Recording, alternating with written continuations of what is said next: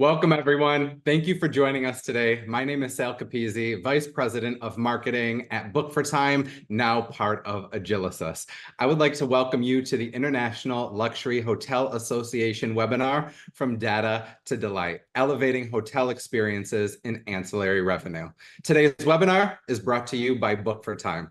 And I'd like to introduce my very special guest today. We have on the panel Elena Stavenjak, Corporate Director of Spa, Wellness, and Retail at SH Hotels and Resorts. Elena, welcome. Magdalena Nicolo, Founding Director of WellX, and Anna Burstam, Senior Strategic Director at Six Senses Hotels, Resorts, and Spas. Welcome, ladies, and thank you so much for being on this panel here with me today. Thank you for having us. Thank you. Of course, let's kick it off with the discussion. I'd like to dive right into it. What trends are currently shaping the wellness experiences in luxury hotels? Magda, yeah. I know you got it, Magda. I love trends, right? So yeah. I'm happy to jump in here. So what I think, and we probably, many of us will say the same thing, that's the unavoidable, is tech, right? So we're all seeing this increase in tech, how we're using it. I think, it started from facials, right? It was normal for us to have tech in the facial space, and it's now moving across the entire spa. It's in our fitness areas, lobbies, hotel rooms, right? So you're seeing things like, red light beds and recovery and cognitive support and all of this major trend that's happening in tech. I personally, I love it. I think it's something that we need to embrace, and there's a time and place for it. Does it need to be everywhere? I feel like it definitely needs to be kind of selective. And as trends go, right, sometimes the word trend is a little scary. It needs to be a little tried and true, right, for efficacy. How does it really affect us? So we need to be a little bit cautious in some things, but I think tech is definitely one of them. I don't know if that's what you guys are seeing as well. No, I agree, because, today's travelers, as we know, they expect more than just a comfortable bed when they come in. And, if we look a few years back, the spa was, your relaxing space, your typical holistic offerings. I think now, our travelers look for that holistic wellness experience, not just in the spa, but they also want to, that smart in technology in the room, digital fitness, digital spa content, healthy devices, healthy cuisine. So with some of those technologies that we have, but there's definitely wellness trending is going outside the spa spaces into the whole hotel. Of course, and I think people are taking a very holistic approach to everything. They want that entire experience. We're seeing, more and more general managers, spa directors, etc., implement a full 360 in what that guest experiences look like, not only to, provide an exceptional guest experience, but to also boost driving that additional revenue from everything that can potentially be added on to those wellness experiences. Absolutely. I'm a firm believer in layering it, right? If I have an hour, max me out, right? And I think we're definitely seeing that from gas and tech. I think allows us to do that, where you would normally have just a massage, and now you can layer things within the same amount of time, which of course helps us from a revenue perspective, but also from the guest experience. It really allows them to discover things. Sometimes a lot of these things they maybe don't have in their local markets as well too, that there's this sense of discovery of something new that they can experience, and ideally take it home with them, or try to implement it more in their lives. So we're in a good position to really kind of expose, I think, guests to new things as well. So it's great. Absolutely. And that comes into play, with that guest experience. I mean, we're all in different parts of the world, kind of. And I know, Magda, if I ever came to Morocco, I would experience things and want to add on everything. And I don't know what you would want to add on here in Dallas, Texas. But I know if I were to be traveling to Morocco, I would have every single add-on on my service. Absolutely. Well, we're still waiting for some tech in these parts of the world. So I come to you guys, right? So everyone else. Yeah, we have other things for you, but for sure. Of course. Anna, were you about to say something? I'm sorry. Yeah, and in addition to tech, I think one trend that no one has gonna miss is longevity. And that's a very interesting one, because some people think that longevity is just living a well and healthy life, that it's wellness, but it's a different type of strategy. You work with, so you need different type of experts. So we have a number of experts that we work with, but we also partner with clinics. And that's also, nowadays we work with Book for Time, because we can add a third-party clinic into that interface, which is very important for us. So I think those things, which not all software programs can do, so the use of ease as we need to add third-party experts, etc., is very important. Another thing that we're seeing is growing is membership clubs, community, and hotels are doing it, and the hospitality as well as wellness. We see clubs has a boom like never before. And another trend I think that's very important for wellness is nervous system regulation, somatic experience, vagus nerves, all of those things that the spa is very well suited for. Is how do we relax? Because actually if you wake up and you look at your phone, those 30 minutes that you look at your phone, you get as much information as you did in a whole week 50 years ago. And our brains have not changed. So we are brain tired. And if you start your day like that, you actually never get up to your brain's capacity, because you get too brain tired in the beginning. So we're so overwhelmed. So nervous system regulations, vagus nerve stimulation is exploding, and that's just going to continue because it's hard to get away from tech, however much we love tech as well. So it's that balance. It's a very fine balance, and I can just speak from my perspective. I'm definitely going to come to a Six Senses resort because I need to unwind from all of the information that I take in the first 30 minutes of my day. So it's great to hear that, Anna. Magda, Yeah. how are guest preferences impacting the offerings at wellness resorts? I think the guest always is who we should be listening to, right? And they impact what we should be offering. And now what we're seeing so much more of is that what they do in their day-to-day life is what they want to extend when they are traveling, even when they're on vacation now. Like, I think there's just this shift of, before we would just go on vacation and like you wouldn't pack your sneakers and you'd be like, I'm just shutting off, and I wouldn't do that. And there's this difference now where people still want to have the active well-being or a little bit more balance when they go on vacation and not get completely derailed. And so you need to be able to, we have to offer what they would want in their normal lives, right? And so Anna kind of commented on membership clubs and having that kind of feeling when they're there. They can still get their fitness routines, have all their online data. They want to sleep like they do at home, right? The quality of the beds, what they can maintain while they're on the road is super important. And so I think we need to offer that. And that includes everything from fitness, their food and beverage offerings, right? We see such a shift in that. There's hotel now that, you have full vegan menus, you have the healthy section or the recommended by the chef. And you can have that even in your cocktails, right? You can have conscious cocktails and different things. And so they dictate all of that. And I think they want to maintain. And sometimes I actually have more time when I'm away to do things, and I am better at it when I'm on the road because you can do it. So it needs to be available for them. So I'm seeing that they want all of it, and it is holistic, right? So I want to sleep better, but I want to feel better. I want to be active better. And so it's encompassing all of the avenues, and not just the spawing anymore. It's not just, I want to come and book a massage. I want it upon arrival. I want it access to it in my room. It's everywhere throughout the hotel. Of course.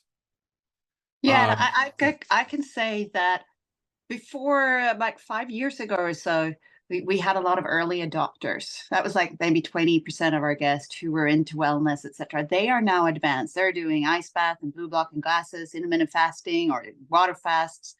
But the rest is, I would say, before it was maybe 40% of our guests really into wellness. Now it's 99.9%. So to have, just as we heard, have a wider wellness offering just as a base is becoming more and more important.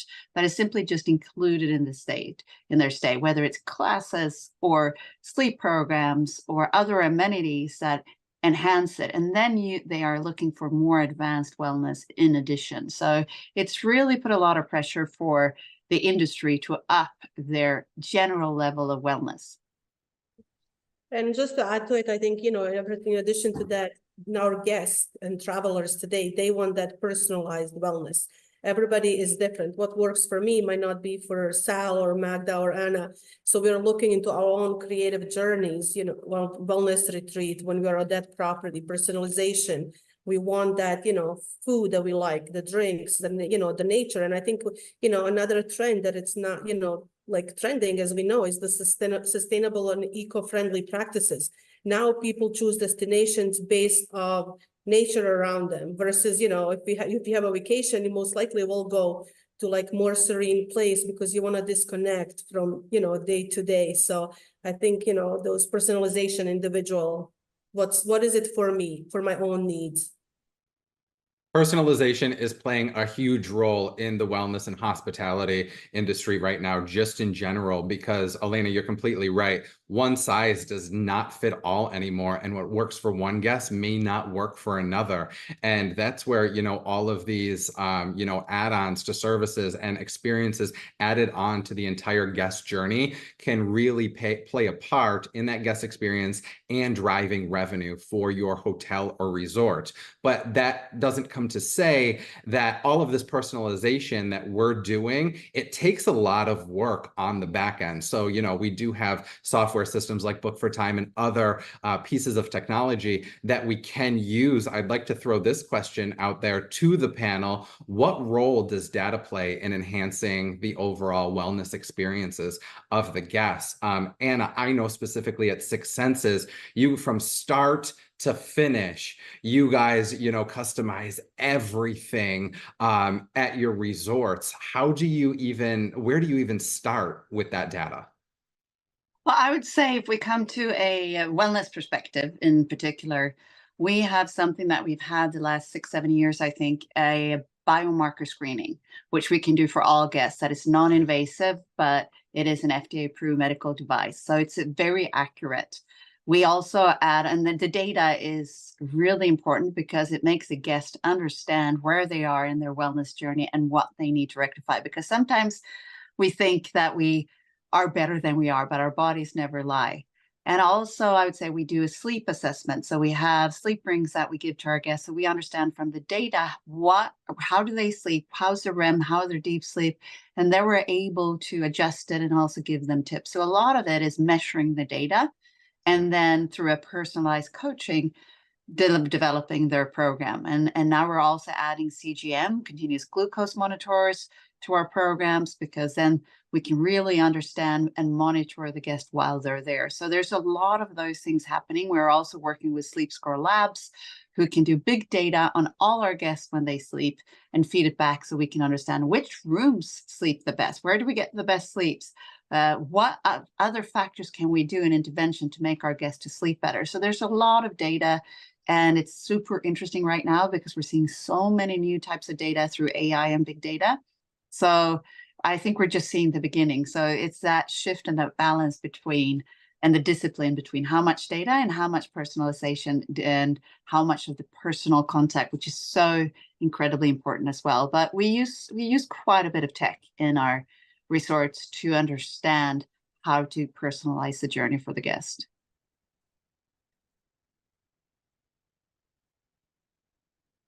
Of course.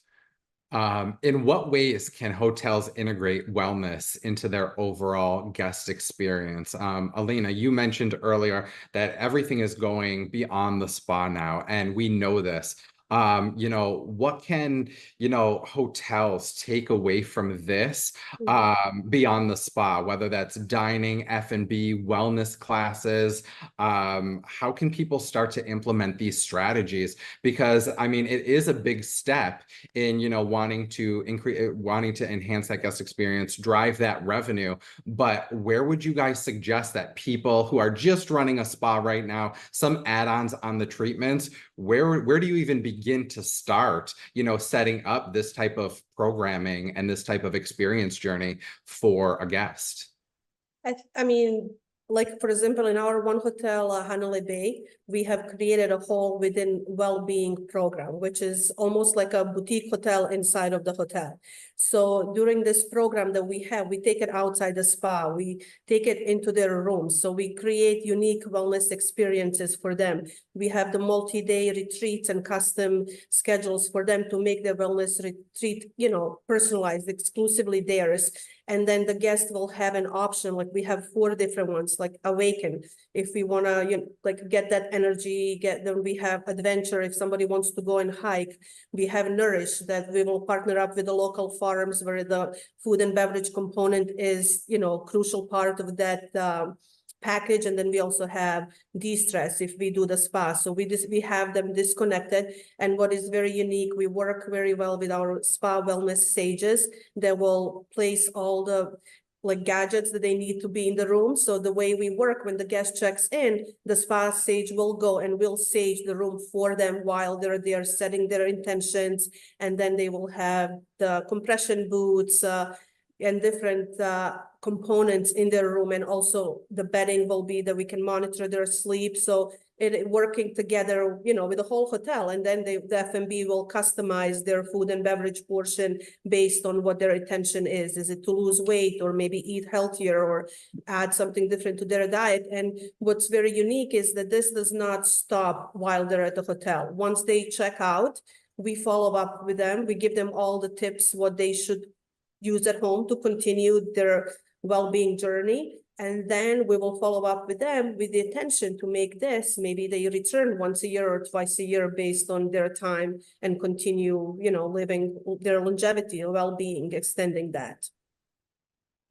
That's incredible, Elena. The fact that you guys, stage the rooms as, people are setting up for their stay and lay out Normatec boots is absolutely incredible what SH Hotels is doing. Sometimes I travel quite a bit for work, and sometimes, I'm waiting 30 minutes to get a bottle of water at the beginning of my stay. I would love for somebody to set out Normatec boots.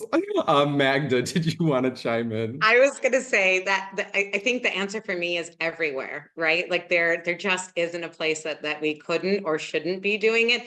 Obviously, I think you need to analyze the specific location and find out what works best. But, there's things that you can do in the lobby. There's tech, there's private booths now where you can go take a moment if you need something upon arrival. We're doing it in our kids clubs, right? Like it's starting as early as the children wanting health and wellness. And, there's like twister yoga we're doing for them, but there's poolside. I think, it's poolside at the beach. Everything can be brought to them and incorporated into their everyday activities that they're normally doing. And you can do sips of wellness throughout, right? So, and even in the fitness is already wellness, but like, what are you doing, right? Are you adding the recovery? Is there a stretch lab component? Is there something additional that you're adding to it, right? These add-ons in room, right? Can I turn on my screen and meditate before I sleep? Or is there, binaural beats playing for me? Or it's really just, again, what the property can allow or what you can do. But to me, it's everywhere. It's food, it's rooftop, it's valet, it's when you leave and what you place in the car and you do something for a good trip. It can be incorporated to me everywhere. So I think sky's the limit from a wellness perspective. Absolutely, Magdalena. Anna, I know at Six Senses, it's, from booking to checking out, and, you guys offer takeaways as well. Do you have anything to add? I mean, I think almost everything but have been said, but one thing I would like to add is also the staff and to work with them when it comes to wellness. We have a program called Mission Wellness. And we realized that we're giving our guests great food, but our staff canteen could definitely be improved. So we started this about 8 years ago, and it's been in long to improve canteen. And we have about 120 touch points of wellness, and that means financial wellness, social wellness, spiritual wellness, connecting with each other. So every month, this is offered to our staff. And I think that is really important, because if we want to do well for our guests, and there's so many things we can do, as we just heard, it has to start from within. So I think that's something that is important to do. And we're never good enough. So you always want to be better. But the most important, I think, with the staff is that you are honest and high integrity and real in your intention of keeping them as well as possible, not only for the hotel to perform, but also that it's a wonderful thing to do for everyone. You're absolutely correct. And I kind of just want to go off course really quick. You know, having your high performers and your team feeling their best to deliver the best experiences and the best service to your guests. I mean, that all comes down to how well being your staff feels, how, you know, how happy they are, you know, working for the brand, you know, their overall wellness too. I know everybody on this call is a high performer, and we all, you know, take up certain things that make us this way. It's like, if you want me to work at the magnitude I do every day, I need my 2 hours in the gym in the morning, and that's just that. And that's a well-known thing. So yes, making sure, you know, your staff are, you know, set and feeling their best will ultimately pay off in overall guest satisfaction. I couldn't agree more, Anna. No, it is. It starts all, you know, with your internal guests. Like, I'm just gonna point, as we know with the One Hotels, the core of our brand is the sustainability, making the world a better place. So when we're interviewing, one of our question is, do you recycle? So a lot of time, or do you you know, throw litter out of your window? And a lot of time people are like, but you know, those are the core who we are. So we want to know, like, is this a practice that you do, you know, on your everyday life? Is this a company that you're gonna fit in? That's a great background. Honestly, that's probably, you know, you can really tell, not only because I know SH Hotels and the entire brand is completely sustainable, but from an environmental perspective, but that can also tell you about who you're hiring right from go, or who you're interviewing right from go. I hope that nobody's checking that they throw litter out of their window during the application process, but I really do appreciate that, Elena. How important is branding for wellness offerings in luxury hotels? I mean, you all run, you know, brands and divisions within brands that really stand out in their own unique ways. Do you think it always has to be so front and center, or do you think that people will, you know, find their own kind of like path to picking the resort that they stay at? Well, I'll go. I can go ahead. Go Yeah. You're with big brand. Go ahead. Well, I think I have two minds on this, but I think that a brand is incredibly important for the hotels, the hotel brand. To have another brand to showcase wellness in your hotel just does not make sense. And therefore, when you have a hotel brand, you should have your wellness brand represent that. But now, if you're not doing it well enough, or you have an individual hotel, then it could be a good idea to bring in another brand to help you to run your wellness professionally. So I think it's both, but you should not, in my opinion, not have your own brand, but you sometimes need help with creating that. As you probably know, I also work with Raison d'Être, and we do a lot with creating brands for other, and we've done so with, you know, Six Senses and Capella and Aman and Kempinski and many others that we've created the brands behind. And I think that it's a really, really important thing to do, because why would you give away something that you touch your guest at their core, in their heart, in their souls, to someone else? So you should own that, and you should market that. But if you can't do it well, then it's good to have someone else's brand. But I think also it comes to it, I agree with everything, but if you find a brand that it has the same philosophy and mission as you do have, like for example, with SH with One Hotels, and this, like, our spas are branded with Bamford. We manage them, but we have the Bamford wellness concept that if you walk into our property, you would never know it's not One Hotel brand. So we partner up, and then they follow our mission, our vision, and then, you know, it works very well. Yeah, I agree. I think partnerships is definitely crucial, and the right partnerships, right? Because it helps, I think, enhance your brand to help you do it correctly, as Anna was saying. So you are doing it very well. And I just think from a global perspective, that branding is super important. You want someone to be able to say, that brand does it correct, or when every time I go to X brand, it is an outstanding wellness experience and it's consistent throughout and what have you. So if you are doing it well, like you said, the positioning globally is something that I think we're striving to show the world, like all of these things that we're doing. And the best way to do that, right, is through brand, right? You want to have an identity, and you do that by showcasing the brand.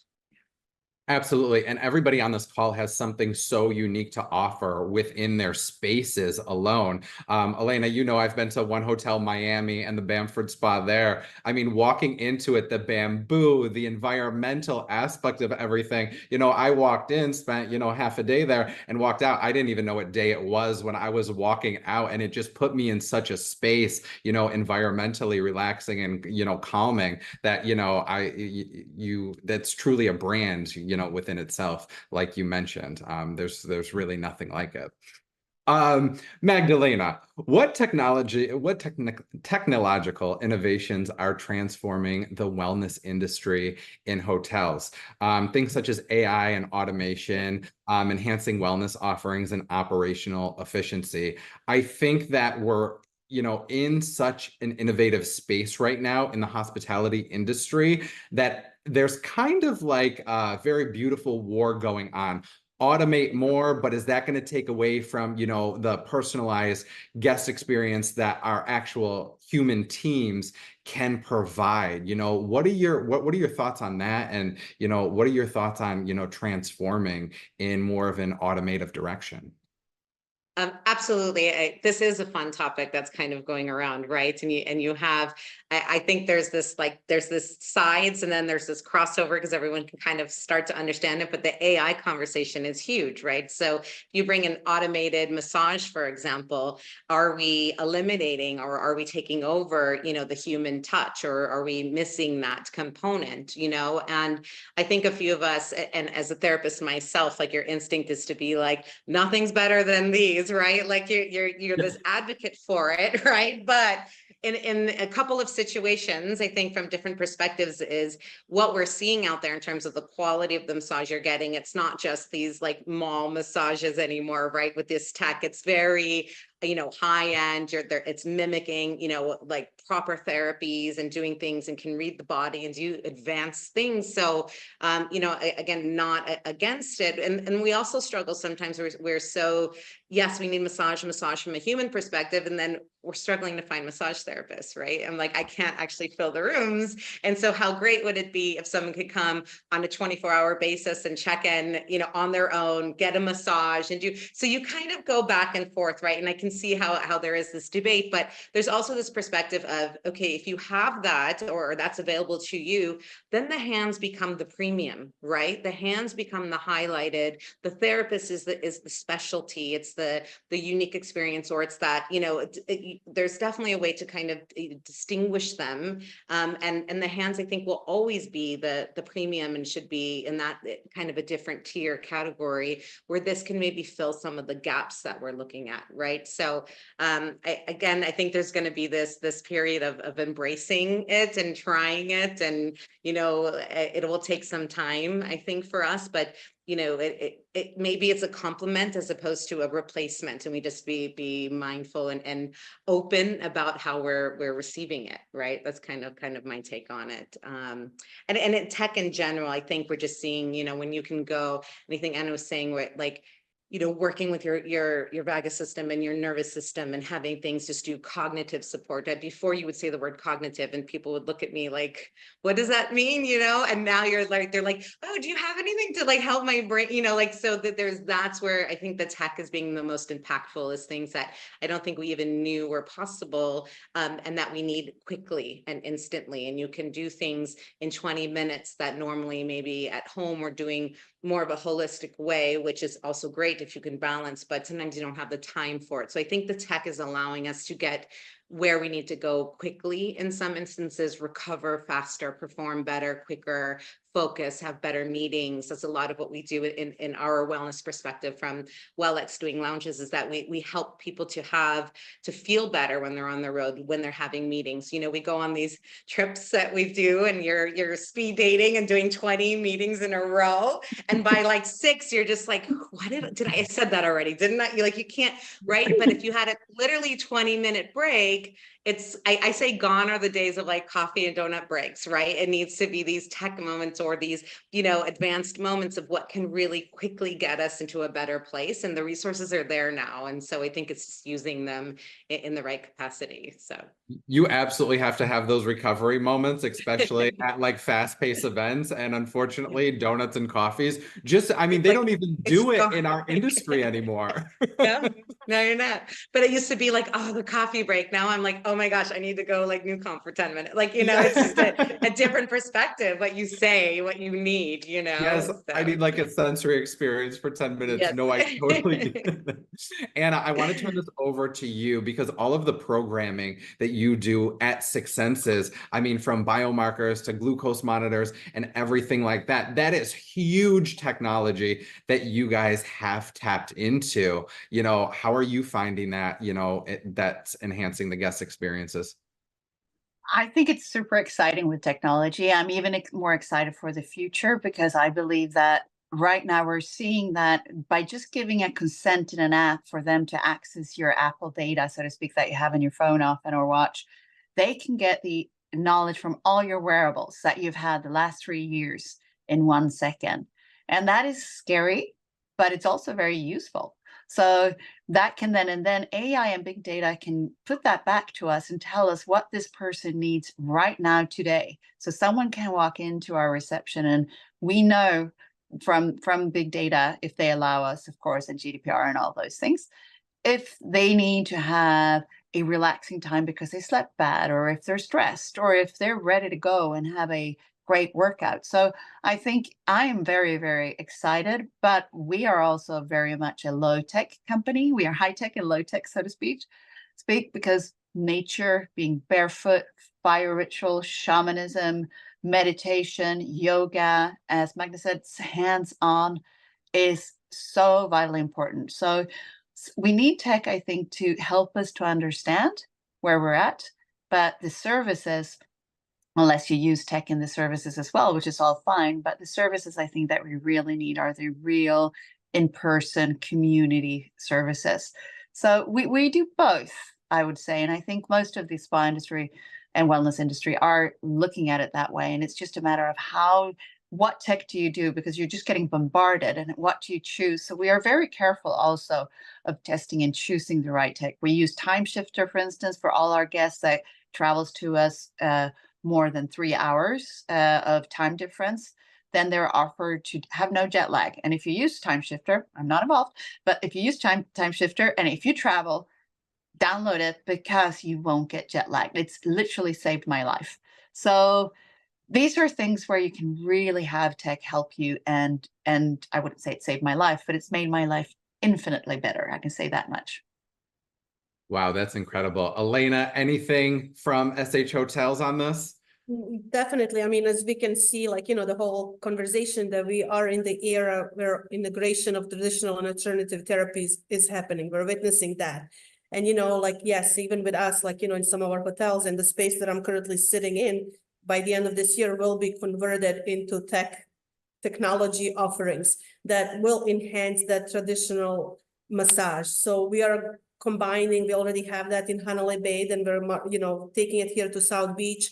We're combining spa and technology that we're going to add, like meditation pod. Yes, you can have your massage, but if you have a 20-minute meditation pod session, it's going to enhance your overall mental health and wellness and well-being. Or the cryotherapy, maybe have a 3-minute cryotherapy jump and then go into your massage. So all these technologies that we are seeing in our industry, they're enhancing that traditional massage, traditional human touch. And I think what's great, as we mentioned 5 years ago, we only had, we were afraid of technology, especially when it comes to the spas and wellness. But I think it's great that, from the higher ups, they're all embracing that wellness all overall. So we're not afraid to go and ask for $100,000 machine. When before was like, 5,000 face machine, will I get it? Will I not get it? I think now they're looking like, the owners, the upper management, they're investing money to have those components in their hotels. 1000%. I remember a time when I was working in operations management within the spas. I mean, people were scared of having overstock on supplies. I mean, like the P&L about like how much stock we were allowed to have versus what we were using is crazy. And now we're at a point where it's like if the return on investment is there for a $100,000 machine, people are going for it as long as they can see that it's going to be beneficial and you're gonna, see a surplus of revenue from it, which actually brings me to my next topic. I would like to open it up to everyone about effective revenue optimization strategies for wellness services, because you all offer such unique things. Strategies like yield management and dynamic pricing have really taken off over the past few years. I just did a presentation for Magdalena and a bunch of other people about yield management, and there was, a little bit of a debate in the room. It's such a good thing, but there are certain regions of the world where people just know, it might not ever work, or they're scared, or, they don't even know where to start with it. Magdalena, since, you and I just had this conversation 4 days ago, what are your thoughts on revenue optimization strategies for wellness services? Yeah, I mean, it's great. And we've had the conversation many times, actually. And I think I've been talking about this for quite some time, because I was kind of pushed to do it, not do it. And I've been an advocate of it. I do believe in it. I do think that it's time to just take the training wheels off a little bit and like start training the consumer to adapt to it, because we see it in so many areas already, right? You book your flights accordingly, your add-ons, like it's the same kind of concept, right? Of how to do that. And I think we just, the fear is a good word, right? Kind of like, how do I do it? And I went through this whole thing ops. I get really into the ops part of it of like, how is it done? Do I need to hire someone full time? It seems cumbersome to do it. And then you get booked for time and you're all good. But like, I'm joking, not joking, but like when you have the proper tools, it is a lot easier. And I say maybe start with yielding. And I think that this is a bit of the conversation, was yielding versus dynamic pricing, right? I think a lot of us are maybe more comfortable in the yielding space, where it's maybe your weekends are higher price point versus the rest of the week. And you can kind of see how that works. And in resort and certain environments, that works wonderfully, because you almost expect it, right? Just like we expect things in hotels, especially in luxury environments, to be more expensive in general, right? And so if I'm there at a peak season or different times of the week, it's almost expected, or I think can be adapted easier, right? So for dynamic pricing, you can get really kind of crazy about it in terms of, is it by the hour? Is it by the day? How do you communicate that to a guest? How do I plan something with a group of girlfriends in advance, and I'm expecting it to be this, and then I get there and it's a different price, or what have you, right? So I think as long as we have the tools, and we all, a lot more of us start using it in order to train, like I said, almost train and get the guests to be adapted to it, right? To expect it almost, right? And I think if we do it in, like we were talking in the room about it, that it's baby steps, right? It's a $5 difference. It's a $20 difference on higher price point things. And so, and maybe adding some sort of an enhancement if you're going up. Is there something that you can add to it to feel more value in that moment, right? So there's ways to do it, but I can see and understand, even from a consumer perspective, where the kickback would be, but then I think we would all just get used to it and fall in line, so to speak, right? So we need to not just be scared and rip the band-aid off. Absolutely. And you get over those fears with those baby steps, especially with Right. yields management. And, you know, it doesn't have to be scary for your teams as long as they're educated and can speak well to it. And it doesn't have to be scary for your guests either. You know, as you just mentioned, in the hospitality industry, yields management has been used for years, first adopted by the airline industry in 1996 or 7 or something. I've done a million presentations on this. And, you know, it's spilled over to, you know, rooms, it's spilling over to F&B. Why would you not have, you know, implement that at your spa? And it doesn't have to be scary. There's, you know, a standard on one of the grading systems where you do have to list the prices. But even if on your menus, you know, you list the service and from $125, Starting at. you're good to go. Starting at, you know, there's so many terms that you could use. As long as the price is on there, your guest starts to become educated. And, you know, that also gives you a little bit of time to connect with your guest also, because if they have a question of, you know, why when I came in on Tuesday, it was this price, and now, you know, Saturday, it's this price, they're going to want to talk to you. I mean, you kind of get to know your guests a little bit more during that conversation as well. And, you know, if there is a big stink at your spa concierge desk, you could do what you want with, you know, honoring the price that they got on Tuesday. But most people are, you know, pretty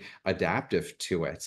Anna, I can't even begin to think of what yield management and dynamic pricing looks like with all of, you know, the testing and studies and data that you guys have. How do you guys use that within Six Senses? Well, we do use yield management quite a lot and have different prices at different seasons, different days, and even different hours in the day, but they're pretty set. Dynamic pricing is a bit more tricky, and we haven't really worked where you book a massage for Tuesday 1 week before and you pay $200, and if you book it 1 hour before, you pay $150. So that is because then that could also, because you have such you want a high utilization of your therapist, which is one of the most important things. And I was just thinking back at last week, I went to US Open and we wanted to go back and we bought ground tickets, but we looked at it the day before and it was like $300 for ground tickets. And we was like, okay, let's just wait to the next day and see how much they are. And the next day we bought them for 120. Wow. So that could also happen a lot because that's a difficult part for us, is that you want your therapist to be full. And if guests get used to dynamic pricing and therefore wait to book. So there's just some things to look at, but I do think that we will see a lot of more dynamic pricing. It will be very interesting to see how that pans out. But people are used to it around the world. So I think but we are not as good as dynamic pricing as we are in yield management, but it's definitely something that I believe that we will get a lot better. And especially like we're opening in London next year, which is going to be a big spa. We're going to use Book for Time and the software is there. And that could help us quite a lot with working on that in a different way, because it's much easier also in a city. In a resort, it could be a bit more trickier. Absolutely. And with Book for Time having over 5,000 clients in 107 different countries, I actually pulled some data a couple of weeks ago for our presentation that I just did. And 25% of our clients have at least one yield in place. The more advanced users, and you know what works for your business as well. If you want to adapt something or try something, you really don't know until you try it out. Much like adding, you know, even something as simple as a new add-on to, you know, one of your massages. You really don't know until you try, and what works for one may not work for another. And I think the adaptation over the coming years is going to grow as well. Elena, SH Hotels, yield management, dynamic pricing, anything? I think you just mentioned it, what I was going to say. I think what we use this effective revenue optimization strategy is the add-ons. Since and I'm going to say this, we transitioned to Book for Time about 2 years ago in South Beach location. And since that day, we have seen such an increase on the add-on enhancements, especially for the online bookings. Because if the guest is calling, a lot of time our staff is not, you know, they should, but most of the time they don't ask if they would like to add on a face mask or dry brushing. So when the guests have that online option to book, when they're booking that massage, then they're going to see like 5, 6 different options that they can add. Sometimes they add 2 or 3. So we've definitely seen an increase on optimizing and generating that extra revenue through the feature of online booking. And in addition to, you know, our spa software, on the days when we are, like if it's a midday and we are not as busy as well, we utilize the hotel technology. We use the KYC system. Then we would communicate with the front office and they would say, if it's Wellness Wednesday, join the spa today and get a massage for, you know, such and such price, or get a massage with the add-on of, you know, value $50. So that gives us an option for that text message to go to all of our in-house guests. And a lot of time the phones start ringing. I love that you just mentioned that as well, because during this whole yield management and dynamic pricing conversation at the tail end of everything here, not one person mentioned the word discount. And that is a word that we all want to stay away from. And that's incredible. And Elena, I'm super happy to hear that, you know, you do work with your sales and marketing team within the hotel to offer, you know, certain specials. And if it's kind of like a set it and forget it setting, you know, within, you know, a software or within Book for Time, and you can really adjust. So, you know, people are enticed to come in at that lower price point during, you know, the first half of the morning or whenever you're a little bit slower. I mean, your practitioners want to get paid as much as they can. You want your rooms full. And so it really helps out, you know, from that perspective as well. All right, ladies. Anybody else have anything they want to add in on dynamic pricing or yield management? I think also training your staff, and I think Anna mentioned and you mentioned, is just knowing them. Like, you know, a lot of time when I'm in day-to-day operation, I'll be questioning, why do we have this break? Can you move this? You know, I think training them, because they're the ones, your receptionist or reservation team, they're the ones making those bookings. So optimizing the books to the best ability, because, you know, sometimes you have to move that lunch break 30 minutes up, and then you'll be able to book an additional service. Tetris, Absolutely. play Yeah. she just on Tetris. Still all of it.